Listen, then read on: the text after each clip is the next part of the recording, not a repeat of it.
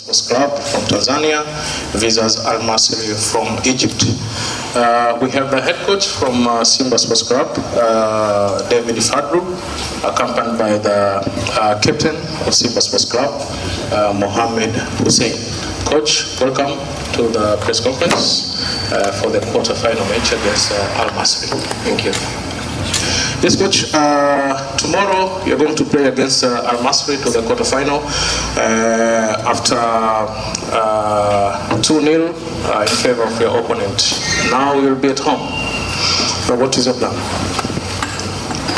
Yeah, we know our result in the last match was not what we wanted, although the performance was good. I think to concede the goal late in the 89th minute to make it 2-0 makes the tie. Can I bring it closer again?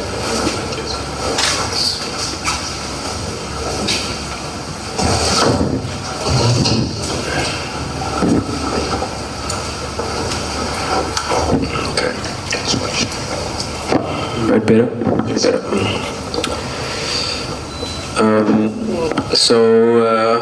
You know, our approach in this game to turn over the result and qualify. We know we need 2 goals to get to penalties. We need 3 goals to qualify. Very important is in this match is to keep a clean sheet, because if they do score 1, we need to score 4. We know their coach, in terms of their approach in the home match, 6 shots against us, 2 on target, the 2 shots on target they scored. I'm sure if you say we had that stats and not 18 shots and 7 on target, that was our stats for an away team, but they got the 2-0. We are definitely not going with the approach of getting 2 shots on target and scoring 2. We will have the approach of trying to create as many as possible, and of course we have to be very wary with the counter-attack threat, because they've got good quality players like Salah Mohsin, they've got El Rouge, that is called Ben Yusuf, they've got Dirmoum that is playing in behind. They got Ahmed Ali, okay, he's not traveling. They got Makhlouf in the midfield. So very players that are good on the transition, and we know in the last 89th minute that we conceded from a transition. So we have to be very wary in terms of our rest defense, and in terms of when we are trying to put pressure on them, and we are trying to create chances to score, that we don't lose concentration and concede a goal on the counter-attack. So our approach is very clear. We need 3 goals to qualify, but we have worked the whole week to say let us try to score 4, because we know 1 goal conceded will require us to do so. Questions to Coach Fadlu? Yes. On my shoulders, and that's for sure. You know, the players, I allow them to do the job, and I take all the pressure on myself, and I'll continue to do that, no matter what the results. I think you don't come to a big club like Simba without knowing that responsibility. In relation to the chances created, like I said, the amount of chances we created in the last game, we need to create more. I can only hope that we create bigger, clearer chances for the players to be able to convert. If you talk about our meetings and our preparation for this week, there was one meeting where we spoke about rest defense, where we spoke about defensive actions where they can hurt us, because it's very important to keep a clean sheet. But there was 2 very important meetings as to how to create chances, how to put numbers into the correct areas to be able to create more chances. Our players converting, I trust them.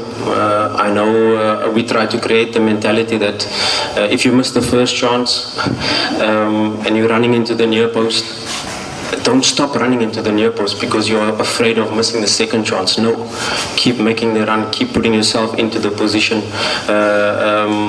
So that is clearly, sometimes it's a positional structural, positional to create these chances. Sometimes, and these are the finer details we had to work on and speak about and work on the training session. We had to position ourselves to be able to create more chances and to get better, clear-cut chances. And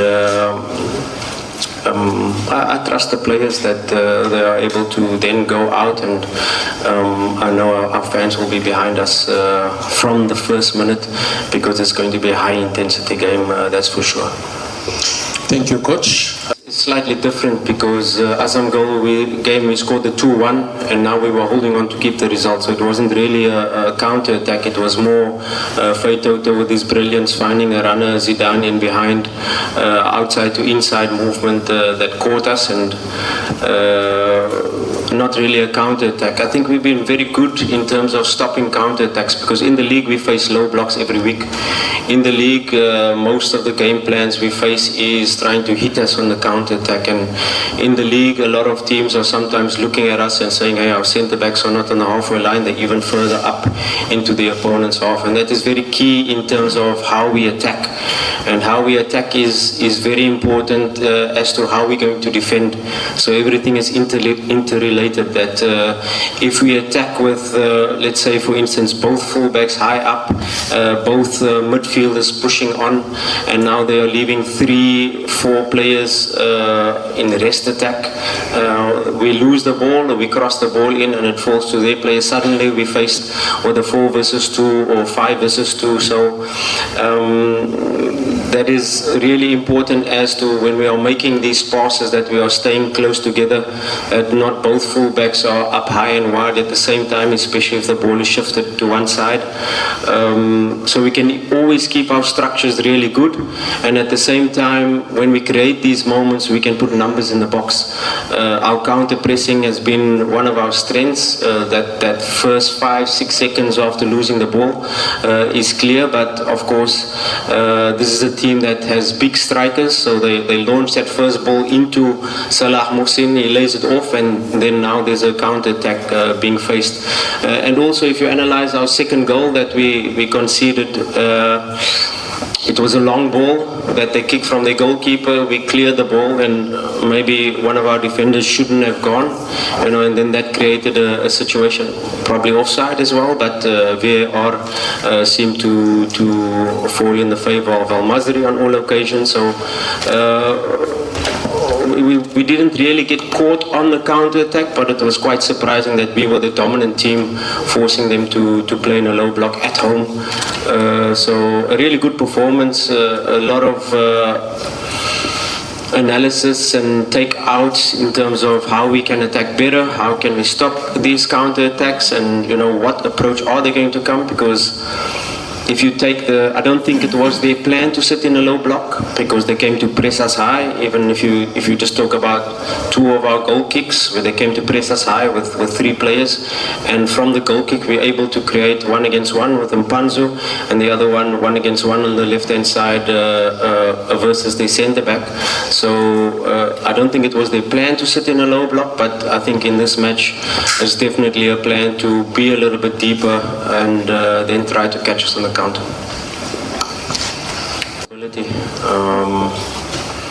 Because they play with 3 defenders, they play with 3 centre backs, and if we look at the last match, where Ateba was a lot of the time isolated with a vertical pass into him, and he had the defender marking him, and the 2 other centre backs that really closed him down, and he was a little bit isolated. So it's just in relation to which players we want to affect on the last line.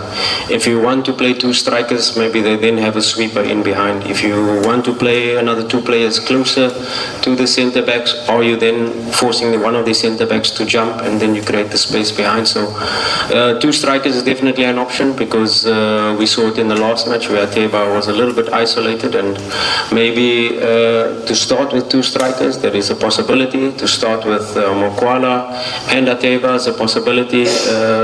Mashaka is there as well. So I'm not going to tell you now what I'm going to do, but all of these questions, of course, we've been working on. all of these things in relation to, okay, we want to score early.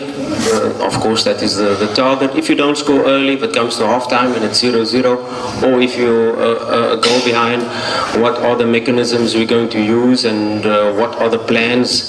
The scenarios already have been trained, have been spoken about, have been worked on. So it's a game that all our players are clear in relation to what is required. And football is not just turning on a light, let's score 2 goals in the first half. I'd love to, and we hope we do, and to score even more in the first half. But there are always those scenarios that what if? Are we going to put 3 strikers? Are we going to put 4 strikers? Are we leaving ourselves vulnerable?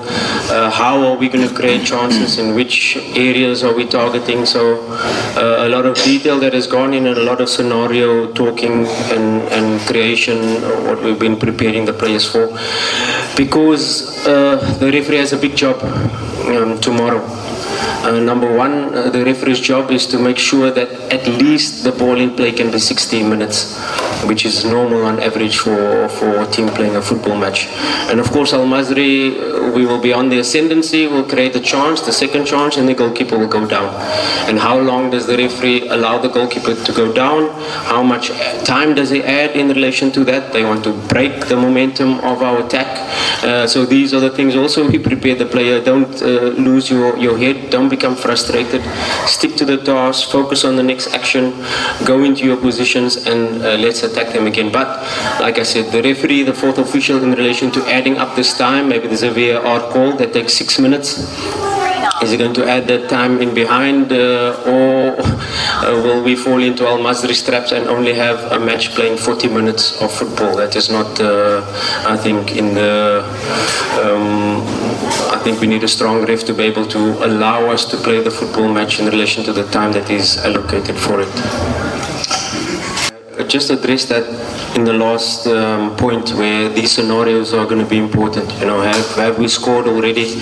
We're leading 1-0. Maybe we need to score another one to get to penalties. We need to score 2 more. Are we then in the second half going with 2 or 3 strikers, or pulling 1 striker, or putting an extra midfielder on?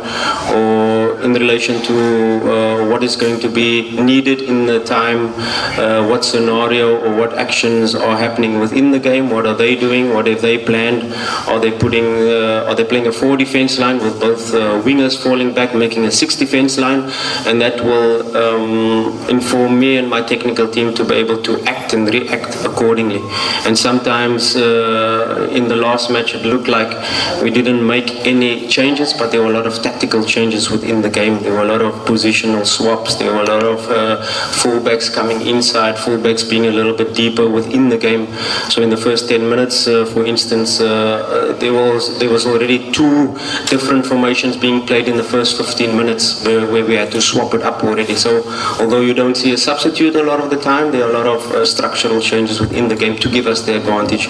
You don't create 18 moments and these 18 shots, although off target, 6 on target or 7 on target, but there were even better moments where we could have created big chances, and these are due to the structural changes within the team. And don't be fooled that in this game is going to require a lot of changes, a lot of adaptations within the game, and sometimes that's making a triple sub, and sometimes that's making no sub.